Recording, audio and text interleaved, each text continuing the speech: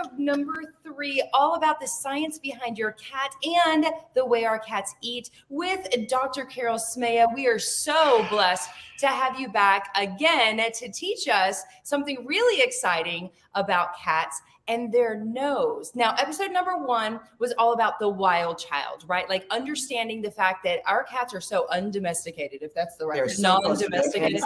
They're so close to their ancestors. Yeah. Last month was episode number 2, where we learned all about our cats' whiskers, what they are, what they do, what their purpose is, and how we should honor that when feeding our cats, which was so eye-opening to so many, and and to us to learn so much. And then this week we are discussing all about the power behind the feline nose. Because the nose knows. Because the nose knows all. Yes, so thank you so much, Dr. Smeja, for joining us today. And thank you all as well. Dr. Smeja, since if anyone missed the first 2 episodes, would you do a short intro again for any newbies that we have joining us before we dive right into the nose?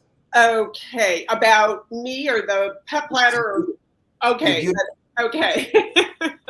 Well, I used to be focused on human eating behavior. My background is in psychology and sociology, and I dealt with a lot of food companies and U.S. government agencies to understand what drives eating behavior.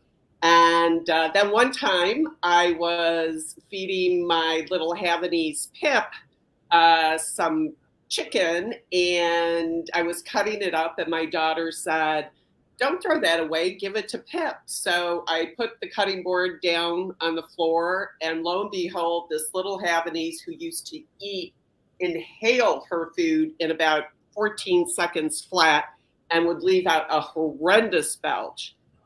This dog just savored every moment. And after 15 minutes, she looked up at me and it was like, let's do this again. And so when my husband came home, I told him about it. He said, Eureka. He was a product designer. And so we went on a journey of 4 to 5 years to understand the instinctive feeding habits of dogs and cats. And what we realized is, they share a great deal of their DNA. They can still inbreed between the wild version and the domesticated version. And when you start looking into who they are, their sensory circuit, their physiology, they're actually very close. So the pet platter is designed to elicit instinctive feeding behaviors that will provide a healthy eating experience for your pet, because feeding from a bowl is counterproductive to who they are. And that's sort of a brief introduction. I love it. What I love, though, too, about this series is, and I think everyone here will probably is absorbing this right now. Jay and I have been obsessed with the pet platter. And you. The Mind Pet Platter. But the pet platter first. Since we met you, though. And we really do love the way that it really enhances our cat's mealtime experience. And what I love about this series is that, a product started this in a way, but I love that people get to see the passion and the purpose behind a product and all the science that goes into why this is so significant. So let's dive in. I'm really glad you brought that up, because everything we've done is to work with people in the industry, examine all the research, go into the journal articles. I've done thousands of hours of observations on how animals deconstruct carcasses. Not that I won't go into detail on that tonight, but it is so real. And, this is all about eating from a cat's perspective, not your perspective. It's looking at who they are and what they need from you. So actually, they're communicating a lot. We need to just understand what they're really saying. Yes. I love this so 100%. much. So tonight we're discussing all things nose when it comes to our cat's nose. So where do you want to start with this? Yeah, because there's so much. There is a lot. And let's face it, those cute little noses are everything, right? Right. And the nickname is nose leather. because it is just a tougher form of skin that is hairless. But I want to ask you guys a question. Is each cat nose print unique or not? I would assume as such. Right? Yes, I would assume that yes, they are. I mean, We've seen it on the interwebs, Dr. Smith. Well, interestingly enough, wherever you read, everybody talks about the nose print being unique. Okay. Right. There's only one thing about it. There has never been an official study on it. And the closest that's been done was actually on dogs. And it was for about 2 years looking at dogs after their firstborn and following it for 2 years. There have been a few on cat litters where, you know, they look to see if they're unique and they'll follow them for a few months. But there's really been no longitudinal study. It's one of those tales that gets started and everybody keeps repeating it. But it was just extrapolated from these smaller studies. And the reason why I wanted to bring that up with your audience tonight is right now there are a number of companies who are working on nose scans for pets, especially for insurance purposes. And just, you know, I don't know if the science is there yet, and I don't know when these scans will be coming into the marketplace. But I think we need to look at some of the research a little bit more before we start investing money in this, because technically it could replace the microchips that, you know, we have in our pets. But the science isn't quite there. So it's just one of those interesting things. It's like any other field. A story gets started and it just keeps on repeating over and over. So wait, you mean, yeah, so you mean that the nose scan could kind of be like a fingerprint is for us? And Right. So it could trace their DNA or their names, or we register by scanning them instead of a microchip. Well, it could actually identify if that's your cat or not. Huh. But this is fascinating, cool would though, that Dr. be? Smeja, because we got to chat just a second offline before we went. And I do think it's fascinating. What a great reminder for all of us. Just because we read something on the internet multiple times by multiple sources does not necessarily mean that it's true. Because when we first learned about the nose, I thought it was so cute. And I was like, I wonder if they tested siblings or litter mates or how did they do that study? Mr. Milligan is here. He said, good luck trying to get a nose print off a cat, right? So I was like, how did they find that out? And I couldn't find anything either, but certainly would love to believe that it's as unique as our own fingerprints. Love it to bring this up. Well, and you know what? Sometimes there are these small studies that are done and people don't necessarily look at the sample side or, you know, what is the statistical significance that they found and what variations did you find? So unless you know the experimental design and put some understanding behind that, you know, the story just continues on. So I don't want to underestimate those studies, but all I'm saying is there's no full-fledged study out there that stamps this as scientifically proven. So, got it. Okay. I love it. So, and also with these things coming into the marketplace, which I'm sure they will be, I want to make sure cat parents do some investigation before, you know, they start looking into this. And it isn't easy to get a nose print from a cat, but I'm sure I'll figure that out. I can only imagine. But anyway, just a couple of other things I'm sure people know about it. There's a whole variety of noses for cats, the Roman, the snub nose, straight, the nose break. These are all sort of common variations that you see, but the color is genetically determined and it really depends on the color of their fur. And I want to go back to that Stanford study that I talked about before. You know, there are certain cats that are a solid color, certain ones that have stripes. The stripes probably lived from an ancestral perspective in more grasslands, the solid colors more in desert land, then of course the spotted ones more in where there's heavy foliage. Well, when you think about it, there is a gene that determines that. They found that in the skin. You can actually find thicker skin where the darker hair is going to come up. And even for all white cats, you will still see variations in the skin. There's still variations in there. But I wasn't able to find anything specifically on the nose, but genetically and to survive from an evolutionary perspective, you wouldn't want a nose that is an outrageous color that's going to be identified either in the grass or, it just doesn't make sense. So somehow Stanford's doing more and more working on that gene that determines the color, but it is genetically linked. Wow. Can you repeat what you said about the skin, though? Are you saying that cats that are like, we've got our little Black Panthers, Friday and Zorro, is their skin thicker than, say, Jack, who is white and gray? You'll find different thickness in the skin where the different colors come out. Wow. Okay. But even for like a solid black cat, from everything that I've researched so far, is that there are still variations in there. But when you go down to the skin, that you can see that in the actual skin, but the color fur coming out reflects that. That's wow, that's so cool. But from an evolutionary perspective, this had to happen because if their coats and the markings that they had didn't fit into their environment, they were more easily to be prey than the predator.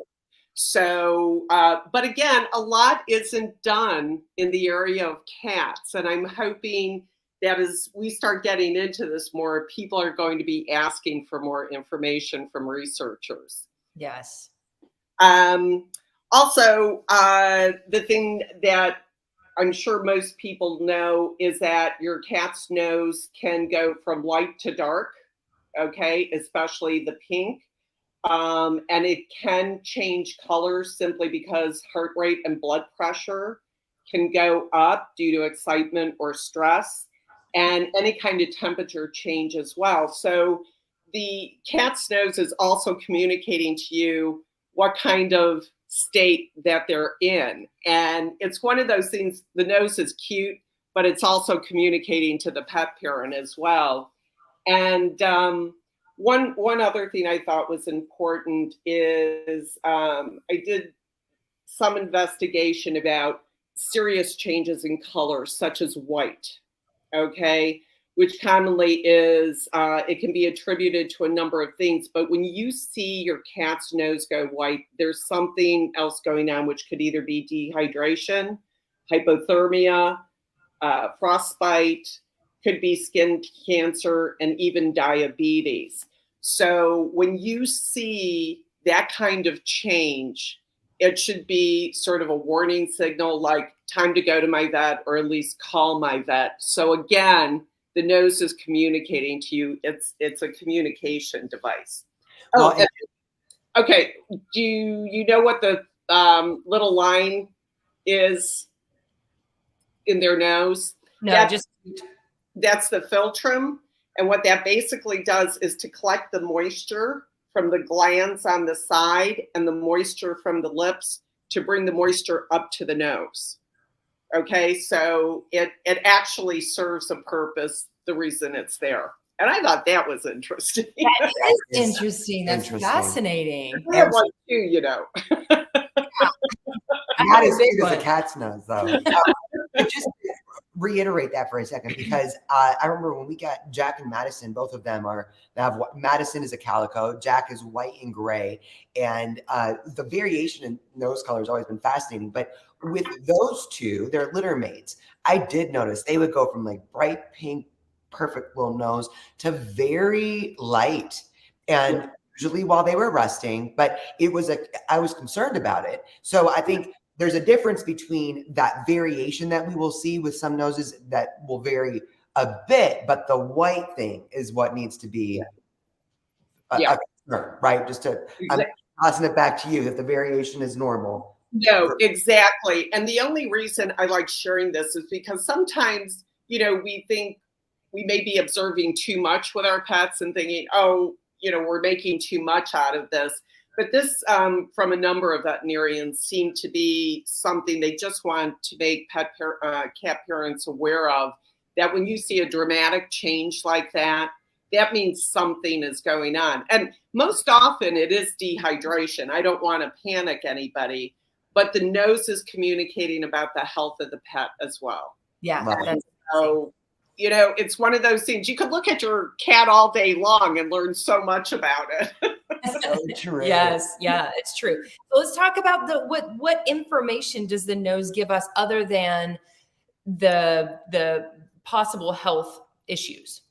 So cats actually use their nose to taste their foods. Okay. For those people who thought that taste was a predominant factor, it is not. And in fact, their sense of smell is what drives their appetite. Now, what another debate that we're having, Adrian, I think we were talking about this before. I have read that cats have anywhere between 50 million and 200 million sense sites. Okay. The literature is sort of scattered all over. And even when I talk to some veterinarians, I'm getting very different responses as well. But nonetheless, the average seemed to be more in the 100 million, 150 million range. But dogs can have up to over 300 million sense sites. Okay. So they simply have more. And of course, they have more than we do, which is 5 million. But what I thought was so interesting is that when you look at the area for the sense site, for humans, we have about 1.5 square inch where our sense sites are. And then for cats, it's about 8 square inches. And dogs have a much larger, depending on what breed it is. But it just shows you the difference that cats and dogs are still so far superior in their ability to smell than humans are. But cats also have a second hidden nose. It's a Jacobson organ, which I think I spoke to during one of the sessions. And at first, this was just thought to be more in terms of mating, to smell pheromones. And really, they're finding it more related to social activities as well as feeding. So when you see your cat putting his whiskers back, nose back, opening his mouth, and bobbing his head like that, perfect! What he is doing is the Flamen response, okay? And he is trying to suck in the air. And the Jacobson organ is located between the front small incisors, and that transports up for decoding them, okay? So dogs and cats do it. I understand that cats tend to do it a little bit more, which makes them interesting again. But it does serve a purpose for them. We also had one at one time, but it no longer works for us. So ours is defunct, the Jacobson organ. Ours is defunct. I didn't know I did not know that. Yep. But ours doesn't work. There's nothing we can do about it anymore. But then the other thing, given that it is really the notion that smell is the dominant factor in eating, when your cat goes up and you're serving a new food, observe them. They won't taste it. They will smell it first. Yes. Okay. Wow. And then if they have any sort of congestion, respiratory issue, they have an inability to smell the food, and that will decrease appetite. And that's why cats that have respiratory illnesses tend to lose weight, because there is no appetite. It's completely, primarily driven by their sense of smell. Right. I think that's an important point, because we've had a number of people contact us with chronic respiratory issues that so many cats suffer with. And it's like, they think they're dealing with this issue, the respiratory issue, but now they're worried about the weight loss and what's going on. They're not eating. They're worried about their liver, right? Hepatic lipidosis. Yeah. It's completely connected. So, right. So it is a major issue, and that's something, to talk about the vet about, and what options do you have to open up those nasal cavities so some sense of smell can come through to stimulate the appetite. Yes. And, so I think it's important for different medical conditions as well. But the interesting thing is that, what about the taste buds? Okay. And I'm hoping that this will change people's perspective on feeding their cats. Cats have far fewer taste buds, only 470, compared to dogs, which have 1,700, and 9,000 for humans. So cats are at the bottom of the totem pole when it comes to taste buds. And they actually have more difficulty detecting the flavor of foods. The interesting thing, cats are the only mammal that lack a taste receptor for sweet. The only mammal. And they do have receptors for sour and bitter, which are extremely important because cats assess toxicity with those taste receptors. They also have umami, the savoriness, and they're saying that they possibly have taste buds for fat as well. But then there's another one, ATP, which is adenosine triphosphate, and that is thought to be a signal for meat, to signal meat coming in. And they don't really understand this. This has kind of been more of a recent discovery, but this is a compound that supplies energy in all living cells, so it's critical to their survival. So hopefully at some point in time when we get more information on this, we'll be able to share it with your audience. But again, cats are very different than other animals, and especially from us. I love this point because when we were learning about the number of taste buds and how they don't have the sweet receptor and all of that, and how many more dogs have and how many more people have, I think it's so appropriate to realize we're herbivores, carnivores, like we can eat lots of stuff and things. Dogs are scavenging carnivores. They can eat lots of stuff and things. Cats are obligate carnivores. It is as if, voila, evolution itself has created them to know that they need real meat. Right. And they don't need all the other bells and whistles. That's what their bodies need. That's an excellent point, because when you think about it, it's like, wow, evolution, nature has a way of taking care of itself. And all we have to do is look at their ancestors and sort of follow this.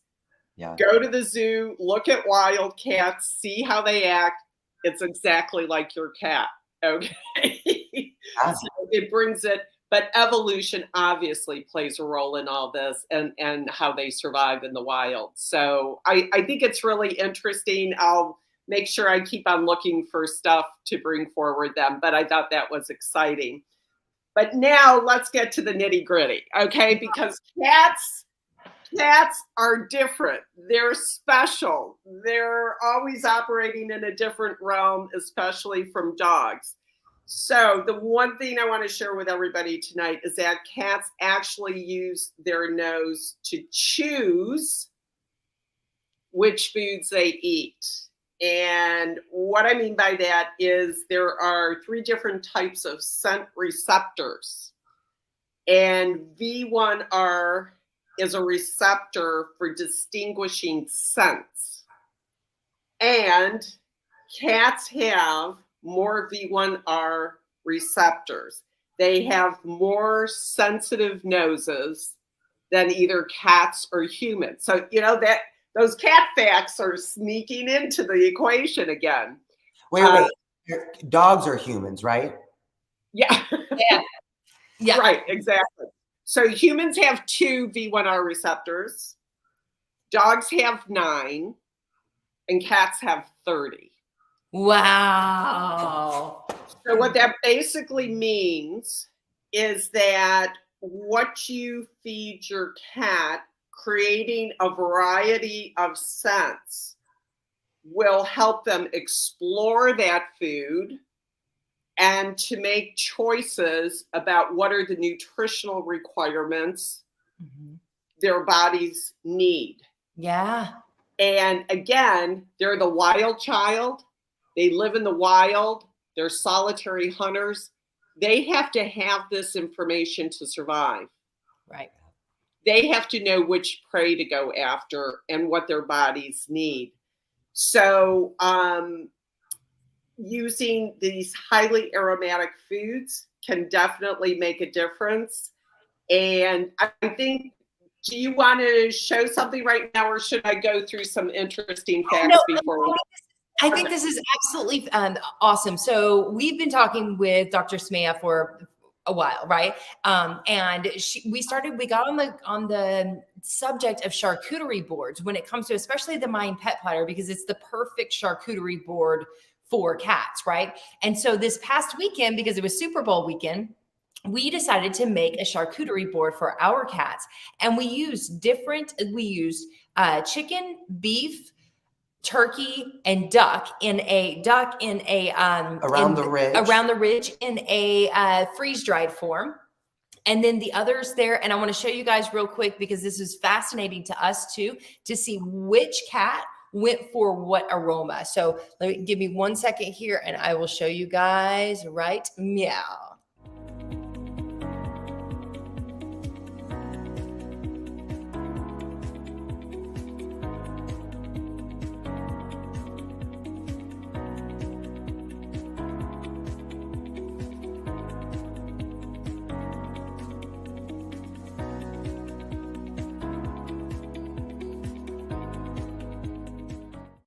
And you guys see, so Zorro was our black cat that was there. And you see him, he was just sniffing. He was like, turkey, beef, chicken. Do you know what he did, guys? He literally went straight for, after he sniffed everything, he spent the rest of his time going through the ridge of the charcuterie board of the Mind Pet Platter and ate out every single piece of duck freeze dried from the entire thing. And he's not actually the dude that really even likes freeze dried that much.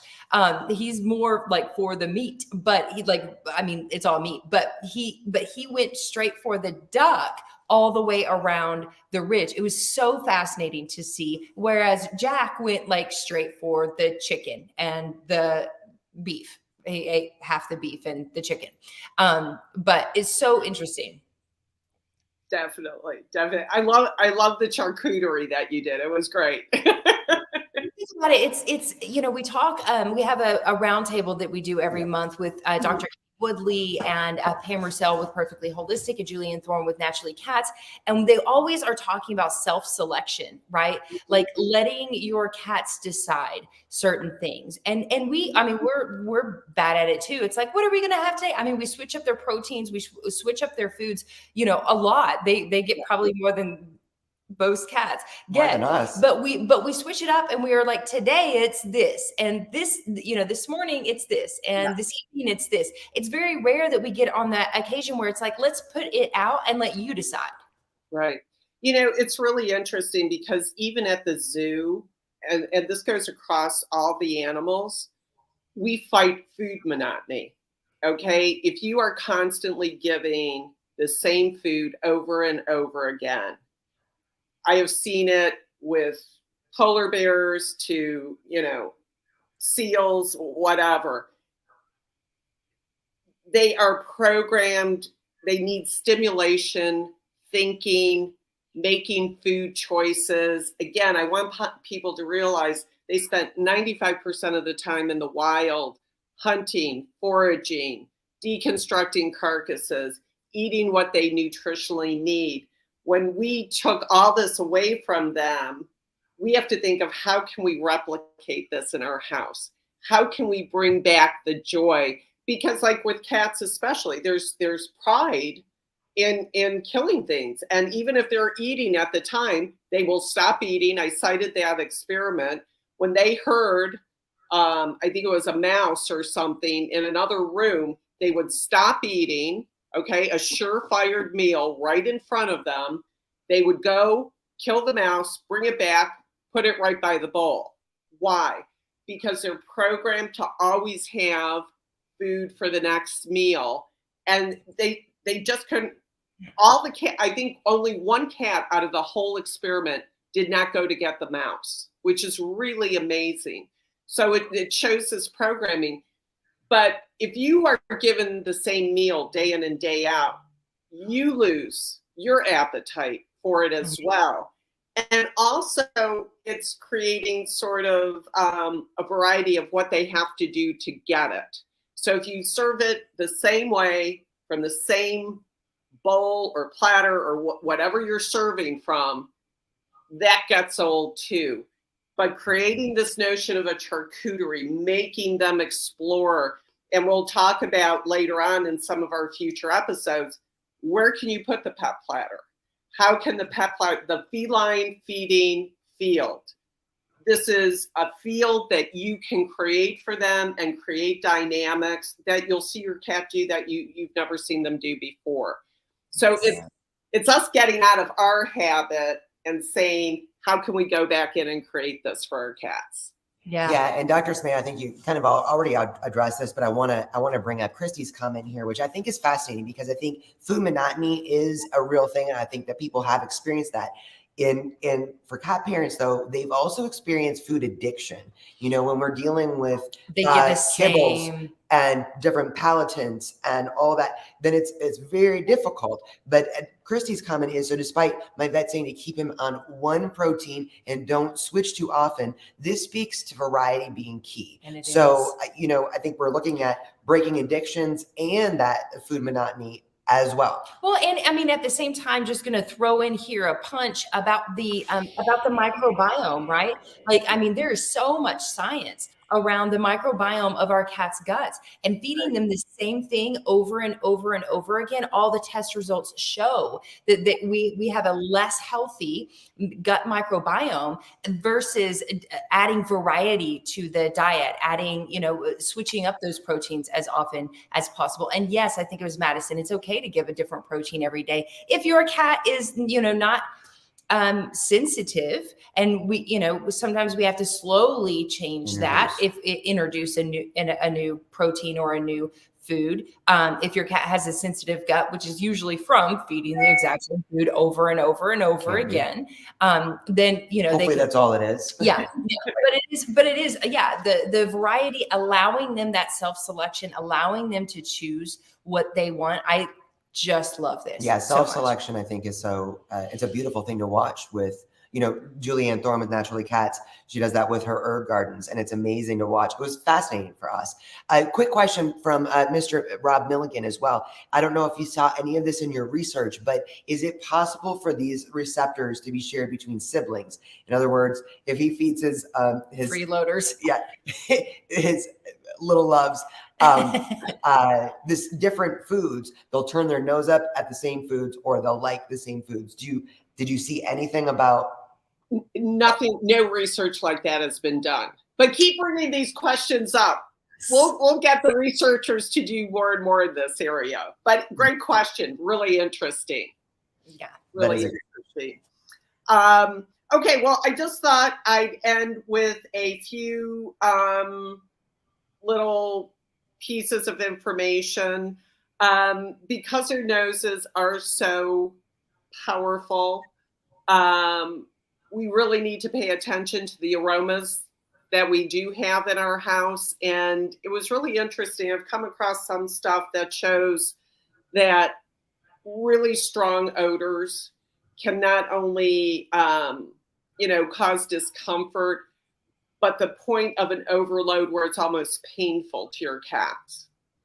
And I know most of your people know, you know, citrus smells are taboo and things like that, but also aerosol sprays, room deodorizers, and of course, cat litter that is scented. And but let me tell you, it's a lot of people use it. The fragrances used in those are so strong and so powerful. Just, if you're going to use anything, and especially with candles, because that oil gets into the lining, just be very, very careful about what you use, because their membranes soak this up, and those oils stick to that membrane, and it can cause really, really serious problems. Yeah, Okay? absolutely. Yeah, absolutely. Like asthma, allergies, all of the like the household and also chemicals, right? Like the floor cleaners that we use. We used to use, and we tell the story all the time, but we used to use all of said above. I love the Yankee candles. Every Christmas, it was like I spend so much money on these. All year long, we had plugins in several different rooms. We used the aerosol sprays. We had a cat with asthma and had no idea that these things were affecting. I had to get Swiffer. Like every cleaner that I had to smell this strong smell. And I had no idea that this was affecting our cat so negatively at that time. And I mean, now, if you want a good smelling house, open the window, let it smell like fall, we have air purifiers that, like these are the things that we use now versus in the past, because we did not know better. And once we know better, we can do better. So yeah, all of that is important. However, I do want to ask you about this, because Emma Rutherford, who is a beautiful genius formulator, and she formulates foods, many different raw food brands around the world. She was one of the first to tell us, not necessarily about whisker stress. We knew about that, but she was talking about the aroma when you feed your cat from a bowl, how strong that is, that it can be so like they can not like it. Basically, it can be way too strong for them because it's concentrated in a bowl. And she said, feed from a wooden platter. Feed she was like, you must feed from a platter, because the aroma is allowed to, and she was explaining that to us. What do you say about that? Are you finding the same thing with the bowls? Absolutely, because you know what, the sides contain that aroma, but think of it, you're piling that all together. Okay, so all that aroma is sitting there in one big pile, and when that nose comes down, it's scent overload without a doubt. So that's why with the pet platter, by spreading it all out across a wider surface, you're never going to have that. But also, you're giving them the ability to engage their V1R scent receptors by looking and smelling the different aromas there to really get a taste of what they want to eat then. So a bowl also shuts down who they are instinctively. It shuts down their ability to taste their food through their sense of smell. Mm-hmm. Yeah. I mean, it makes sense. Like if you think about it, like you just test it yourself, right? Put some cat food or anything in a bowl and then put your face in it and smell it. And then put it on a plate. We only have 5 million of these scent sensors. Now multiply that by a lot. I don't know math, but they have 100 to 150 million, right? Like if it smells stronger to us, imagine what that does to our cats. Well, and another interesting thing is that when kittens are first born, their sense of smell is the first sense to develop. Okay, they can't see and they can't hear. And the reason for that is they can smell where the mother is, but also some kittens prefer certain teats and they pick up on the smell of that and it directs them where to go. Wow. So when you think about the sense of smell being the first one to develop, that shows you how critical it is to the physiological functioning of a cat.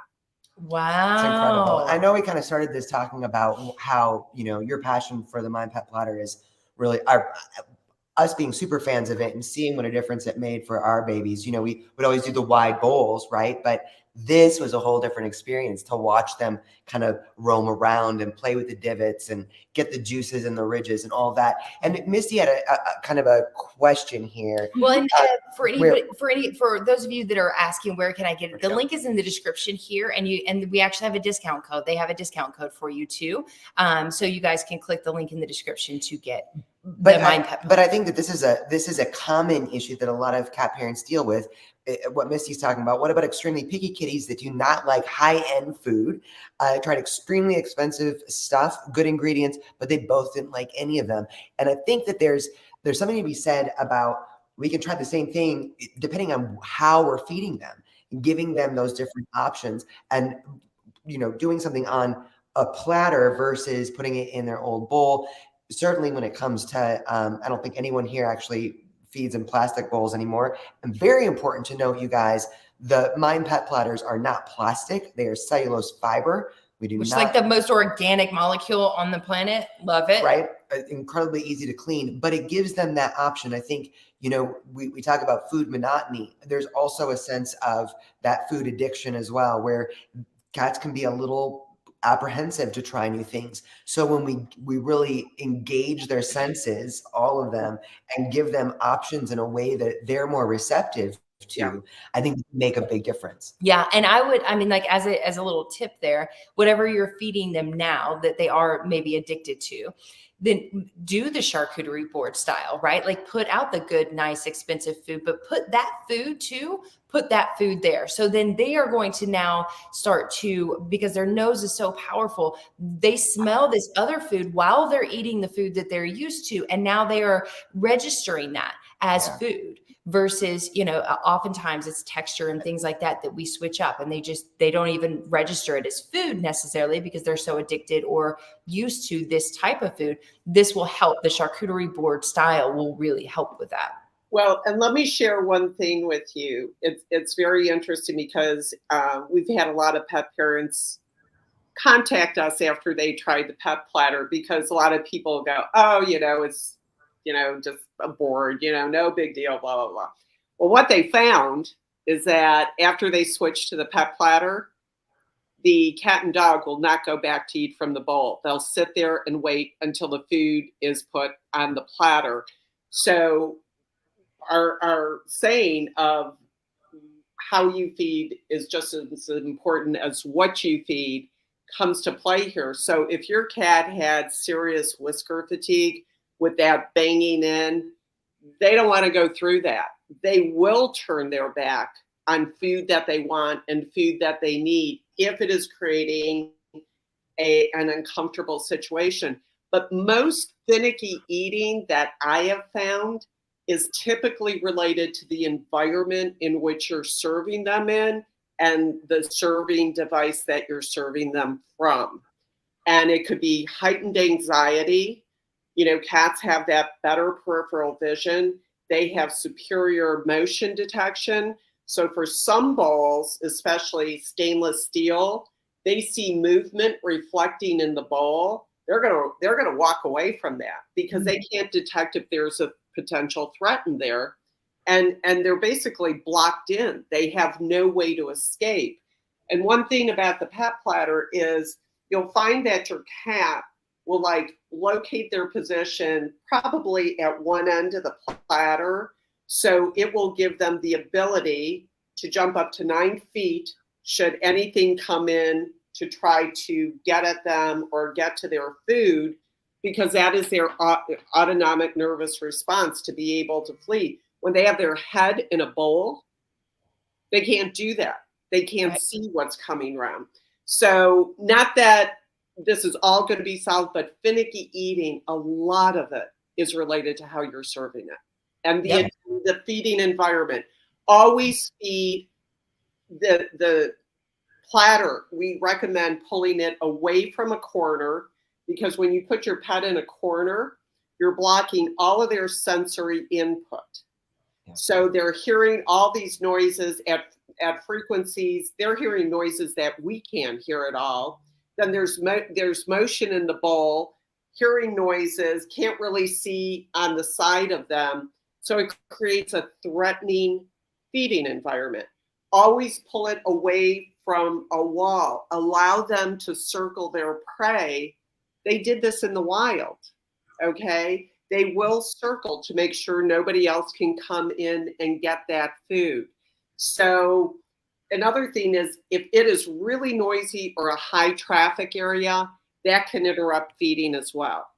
Yeah. So if you find finicky eating, try to take it, locate it elsewhere where people aren't running through or there's not a lot of activity. It really does make a huge amount of difference. Yeah, it does. Some of our cats prefer to eat away from all the rest of the cats, even if they get along just fine. When it comes to eating time, it's a very vulnerable time, and they prefer to be away or up high. So if I feed them on, like even Jack, like he ate fine on top of the couch, but on the floor, he gets a little worried about what's going on. But if he's up a little bit higher, then he's more apt to eat. I want to address Gloria's question right here, just right now, and we're going to tell you guys a lot about this. But the Mind Pet Platter is the thing I absolutely, as a person, what I absolutely love the most. The question is, what's the best way to clean these platters? Now, they are dishwasher safe, so you can throw them in the dishwasher. We don't have a dishwasher. Well, we have a dishwasher, but it doesn't work very well.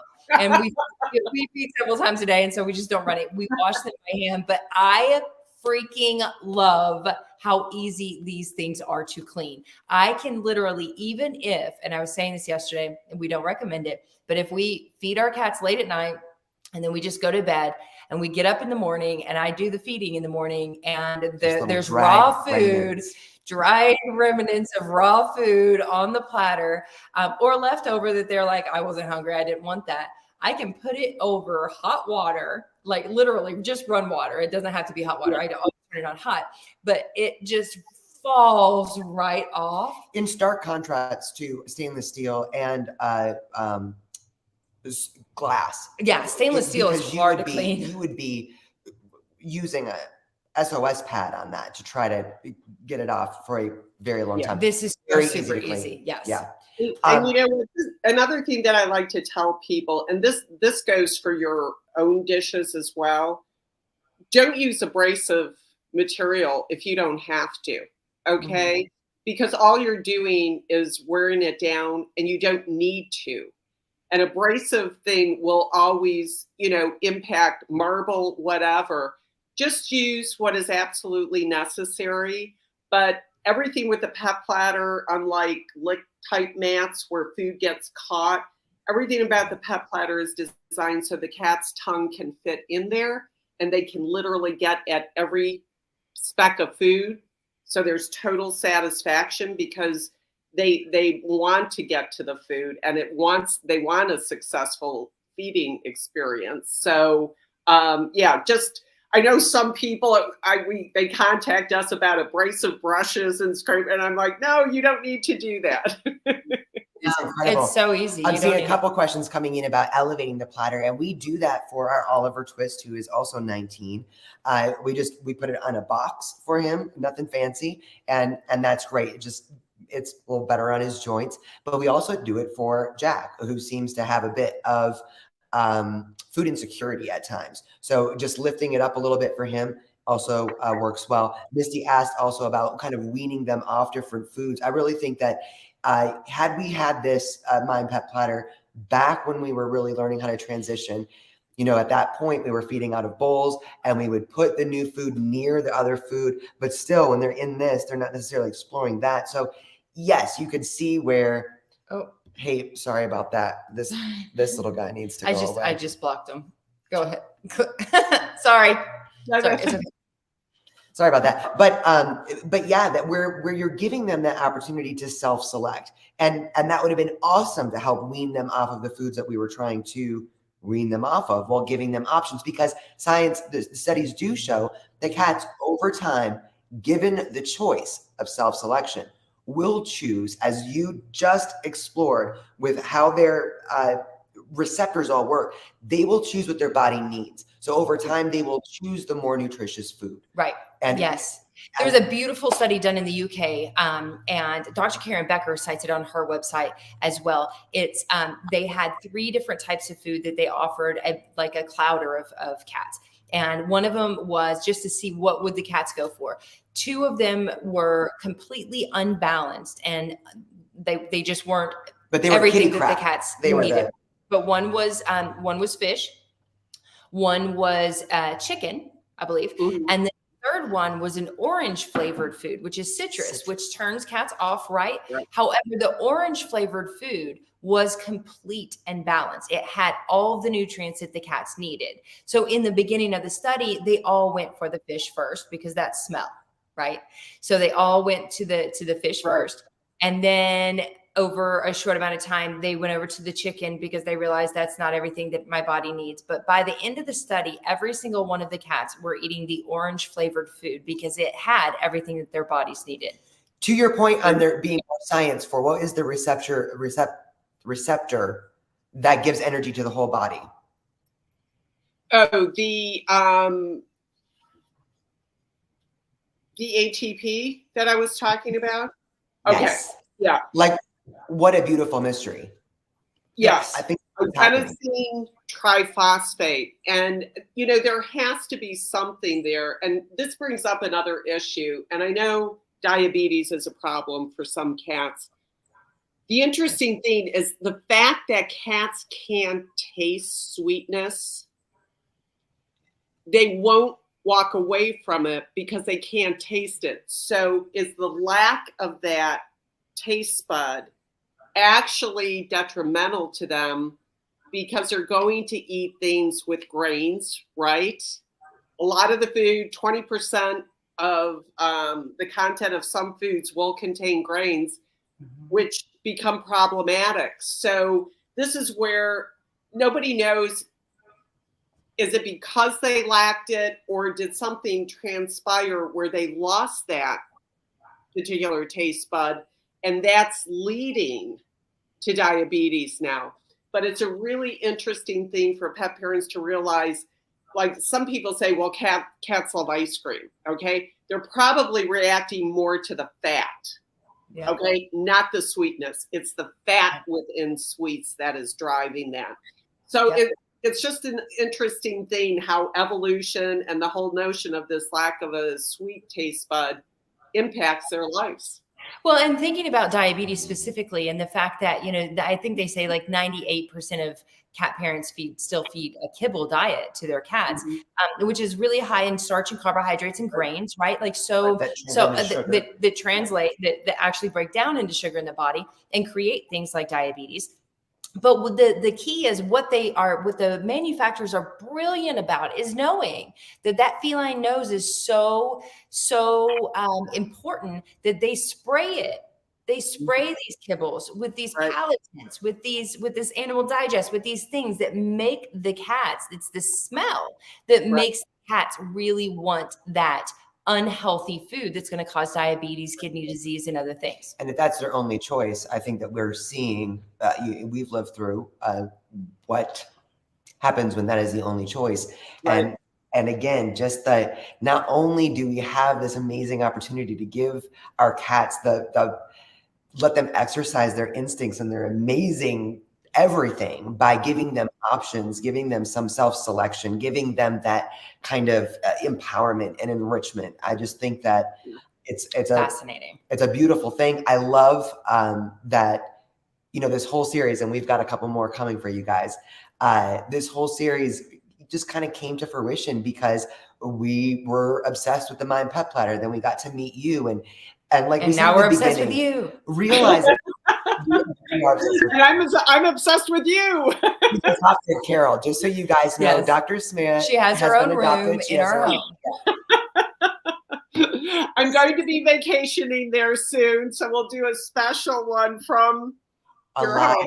That's it. Live from the studio. Yes. But I'm just so grateful for learning more about the passion and the research and the intention that went into creating this product that we love so much. And I love so much being able to share all these myth busting. all the stuff and things that, you know, you really do go 150% with your research. You are next. Well, you know what? Thank you for giving me this platform. And the thing is, there is a tremendous amount to respect in the cat world. And I think the more we get this information out there and share it, I think cats are underserved right now. And people really don't recognize the special creatures and talents that they have. And if we can start voicing this and getting it out into the pet community, we're going to really elevate cats to where they need to be. So thank you for giving me a platform to do this. Thank you for being so exciting and empowering. I mean, it's just it's a gift. It's a gift. And we're very grateful. And you're a gift to the cat community. I'm so glad that we connected. And besides that, it's fun and it's great to spend an evening with you. It is. It's always so great. So yeah. So Dr. Carol Smeja, thank you so much. Thank you so much for joining us. Yeah. Is there anything that we missed? You know what? I think we're good. We're good. We covered it all. Thanks so much for your conversation. It's always a joy. Yay. We love you so much. Thank you everyone for joining us. Yes, thank you guys all so much for joining us. And we will see you back next month for a another very exciting episode all about the science behind our kitties and how they eat. Mwah. We love you guys so much. Thanks for joining us. See you later. Good night.